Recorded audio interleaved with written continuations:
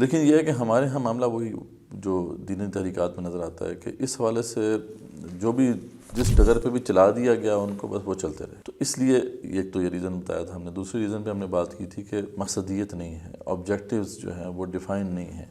جب objective define نہیں کریں گے تو پھر آپ اپنے جو بھی نصب العین ہے اس کی طرف ہونے والی پیش رفت کا جائزہ نہیں لے سکتے, کیونکہ ڈیفینیٹلی یہ تو بڑا ایک لمبا سفر ہے, بہت بڑا ٹارگیٹ ہے جو ہم اچیو کرنا چاہتے ہیں. یہاں ہم نے چھوٹی سی بلڈنگ بنانی ہوتی ہے تو اس کا ایک پورا پلان ہم بناتے ہیں, وہ پلان اس کے مطابق ہم چلتے ہیں تو پھر جا کے بلڈنگ بنتی ہے. جسٹ امیجن کہ ایک ٹھیکیدار جو ہے وہ بس چاہے کچھ مزدوروں سے کہ بھی کام شروع کر دو, تو آپ امیجن کریں, خود اب سوچ سکتے ہیں, ہر بندہ سمجھ سکتا ہے کہ اس سے بلڈنگ تو نہیں بنے گی. بلڈنگ کا پہلے نقشہ ہوتا ہے, نقشے میں تمام ڈیٹیلز طے ہوتی ہیں نا, دیوار کہاں لگنی ہے, کہاں پہ کمرے آئیں گے, کہاں پہ جناب وہ ساری جو تفصیلات ہیں وہ ہوں گی, اس کے مطابق آپ کام پہ لگاتے ہیں نا. کارکنان ہوتے ہیں نا ایک ٹھیکیدار کے, وہ کارکنان ہوتے ہیں نیچے مزدور, تو ان کو کام پہ لگانے سے پہلے آپ کے پاس پلان کمپلیٹ ہونا چاہیے. لیکن یہ ہے کہ ایک بلڈنگ بنانے کے لیے تو پلان کی ضرورت ہے, لیکن ایک دین کی بلڈنگ کھڑی کرنے کے لیے ایک ایسی جگہ پہ جہاں دین کو ماننے والے بہت کم ہیں, اس کے لیے کوئی پلان نہیں. تو ڈیفینیٹلی پھر یہ اسٹرگل نے فیل ہی ہونا تھا. تو یہ دوسرا ہم نے ایک ریزن دیا تھا. اور بھی ریزنس ہیں اصل میں. یہ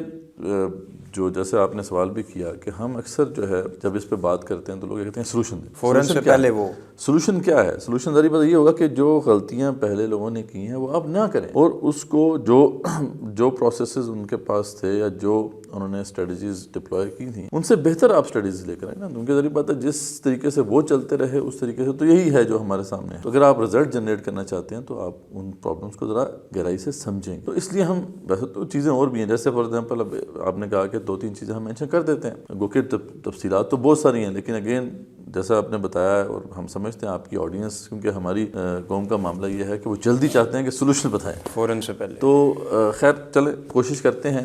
دیکھیں وہ اور بڑا ریزن جو ان 2 کے علاوہ جو ہم وہ یہ ہے کہ ان تحریکات میں جتنے بھی لوگ, میں پرابلم پہلے بتا رہا ہوں اور ساتھ اس کا بتاؤں گا کہ کیا ریزن, یعنی ایک ہوتا ہے پرابلم, لیکن اس کے ساتھ پھر کئی اور پرابلمز بھی جو ہے وہ جنریٹ ہو جاتے ہیں نا. ایک مسئلہ جب پیدا ہوتا ہے تو وہ پھر اور بھی کئی مسائل کو جنم دیتا ہے. تو اس طرح کا ایک کمپلیکس انالیسس ہوتا ہے. لیکن میں سادہ لفظوں میں اگر بتاؤں کہ, اور یہ سب جتنی بھی تحریکات تھا جو منسلک لوگ ہیں وہ سب یہ شکایت کرتے کہ جو تحریکات ہیں ان کے ساتھ جو لوگ آئے ان کو صحیح طریقے سے استعمال ہی نہیں کیا گیا. کتنے ہی لوگ جو ہیں وہ اس لیے ضائع ہو جاتے ہیں کہ وہ جب آتے ہیں تو ان سے ان کے مزاج کے مطابق, ان کے انٹرسٹ کے مطابق, ان کے اسکل سیٹ کے مطابق کام نہیں لیا جاتا. ٹھیک ہے, اب یہ بہت بڑا مسئلہ ہے. فار ایگزامپل ایک PhD اسکالر آ گیا ہے, اس نے فلاسفی میں PhD کی ہوئی ہے. ہماری تحریکات کے پاس جو آرگنائزیشنل اسٹرکچر ہے وہ اس طرح ہے کہ وہ بالکل سمپل آرگنائزیشنل اسٹرکچر ہے. اس میں کوئی ورسٹیلٹی کو کیسے ہم نے ہینڈل کرنا ہے اس کے اندر کیپیبلٹی نہیں ہے. وہ ہوتا یہ ہے کہ ایک کسی UC میں, کسی ایک اسرے میں, کسی ایک چھوٹے سے یونٹ میں لگا دیا جاتا ہے جس کے اوپر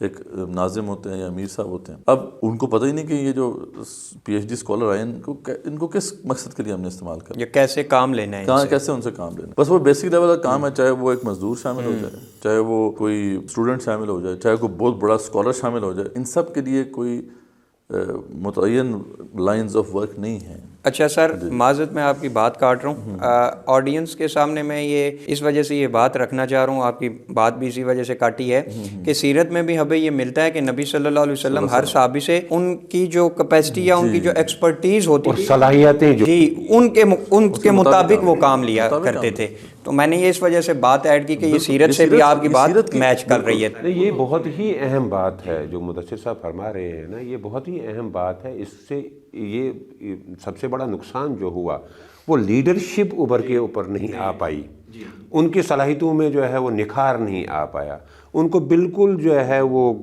ایک مقید کر کے رکھا گیا, ابھر نہیں پائے. جی مدثر بھائی آپ اب کنٹینیو. دیکھیں نا, یہ ایک مطلب ایک مسئلہ ہے نا, لیکن اس کی وجہ سے میں نے بتایا اس کی یہ مسئلہ کیوں پیدا ہوا, کیونکہ آرگنائزیشن اسٹرکچر جو تھا اس کو سوچ سمجھ کے ڈیزائن نہیں کیا گیا. ٹھیک ہے, اب جو آرگنائزیشن اسٹرکچر پہ جب ہم بات کرتے ہیں اور اس پہ ایک انالیسس کرتے ہیں تو پتہ چلتا ہے کہ دنیا میں جتنے ایفیشینٹ ماڈلز ہیں ان میں زیادہ تر جو ماڈل ہوتے ہیں وہ فنکشن بیسڈ ہوتے ہیں. مطلب یہ ہے کہ فار ایگزامپل ریسرچ کا علیحدہ ڈپارٹمنٹ ہے, ٹھیک ہے, یہ جو کمیونیکیشن PR کا علیحدہ ہے, دعوت کا علیحدہ ہے, دعوت کا ایجوکیشن کا علیحدہ ہے, یہ مختلف لائنز آف ورک ہیں, اور اس میں مختلف قسم کے اسکل سیٹ رکھنے والے لوگ جو ہیں آپ ان کو انگیج کر سکتے ہیں. لیکن یہاں پہ ماڈل بالکل سمپل ماڈل تھا جس میں کوئی اس طرح کی ڈویژن نہیں تھی, اور بس یہ ہے کہ ڈویژن جو تھیں وہ جغرافیائی لحاظ سے تو ہو گئیں, بھی UC لیول پہ ہو جائے یا پھر کوئی اسرا جات ہو جائیں یا حلقہ جات ہو جائیں, تو وہ تو آپ نے ڈیویژن کر دی، لیکن ظاہری بات ہے کہ یہ جو آپ نے ڈیویژن کی ہے، اوپر جو بندہ بٹھایا ہے، یا تو وہ ایسا ہو کہ وہ ورسٹائل لیڈرشپ اس کے اندر کیپیبلٹی ہو، اور ایسے بندے بہت کم ہوتے ہیں. یعنی ورسٹائل لیڈرز جو ہوتے ہیں نا، جو ہر قسم کے بندے کو اس کے مزاج کے مطابق کام کرا دیں، یہ بہت شاذ ہوتے ہیں. اس لیے ڈویژن کی جاتی ہے فنکشن بیس کہ چلو آپ کو ایسے ورسٹائل لیڈرز اگر نہیں مل سکتے تو ایک پرٹیکولر فیلڈ کا ایکسپرٹ آپ کو مل جائے گا، اس کے تحت آپ اپنی آرگنائزیشن کو کھڑی کریں. تو یہ ایک دوسرا ریزن اس کی وجہ سے جو پیدا ہوا، جس کی وجہ سے آگے جو ہے لوگوں کو استعمال نہیں کیا جا سکا. میں سمپل ایگزامپل دیتا ہوں. ہمیں پتہ چلا کہ بہت بڑی ایک جماعت، ان سے تعلق رکھنے والے کوئی 3000 PhD اسکالرس صرف پنڈی، اسلام آباد یا کراچی، یعنی یہ بڑے شہروں سے ہیں. 3000 PhD اسکالرس خالی ان شہروں سے، صرف ان دو تین بڑے شہروں سے، اور ان میں سے ایک بھی ایسا نہیں ہے جسے کام لیا جا رہا ہو. حالانکہ وہ ملٹیپل فیلڈز ہیں ان کی، ان میں جو نیچرل سائنسز سے بھی لوگ ان سے متعلق ہیں، لیکن سوشل سائنسز سے لوگ متعلق ہیں، اور بڑی سائنسز ہیں جن سے متعلق لوگ ان کے ساتھ ہیں، لیکن ان میں سے کسی ایک سے بھی کام نہیں لیا جا رہا. تو یہی مسئلہ ہے کہ آپ نے آرگنائزیشن اسٹرکچر اس کے اندر یہ کیپیبلٹی نہیں تھی کہ وہ ان کو استعمال کر سکتا. تو ڈیفینیٹلی آپ نے ان کو استعمال نہیں کیا، آپ نے فیل ہونا ہے. اور پھر جو اس سے آپ اس کی ایک اور وجہ تلاش کریں گے تو آپ کو جو تربیت کا نظام جو ہے اس پہ جانا پڑتا ہے، کہ تربیتی نظام بھی جو ہے بالکل اگین وہ ٹوٹلی لینئر ہے، وہ اس میں کوئی ورسٹیلٹی نہیں ہے. ہر بندہ جو آئے گا وہ ایک ہی قسم کے وہ تربیتی نظام سے گزرے گا. حالانکہ یہاں پہ لوگوں کو ٹھیک ہے آپ نے کچھ فکری تربیت بھی کرنی ہے، لیکن اس کا اخلاقی ہے، روحانی ہے، پھر اس کے بعد سکلز بیسڈ ٹریننگ ہے. آپ نے ہر بندے کو اس کے مطابق اس کے اندر، جیسے شبیر بھائی کہہ رہے تھے کہ نکھار پیدا کرنا ہے نا. ہوتا یہ ہے کہ جو بندہ آتا ہے وہ اپنی سکلز لے کے اس کو بھی آپ نے استعمال نہیں کیا، جیسے کہ آپ جو آتا اس کو ٹرین کرتے، اس کی صلاحیتوں میں نکھار پیدا کرتے. تو ڈیفینیٹلی جب آپ کا ایجوکیشن سسٹم یا تربیتی نظام وہ اتنا ان ایفیکٹو ہے تو نہ تو آپ ایکٹیو کارکنان تیار کر سکتے ہیں، اور لیڈرز تو دور کی بات، لیڈرز تو تیار کرنے کے لیے آپ کو بہت ہی ایڈوانس لیول ایک تربیتی نظام آپ کے پاس ہونا چاہیے تھا. لیکن آپ کے پاس جو نظام ہے وہ بالکل سمپل سا اور لینئر سا ہے، جس سے کوئی بڑے لوگ جو ہے آپ تیار نہیں کر سکتے.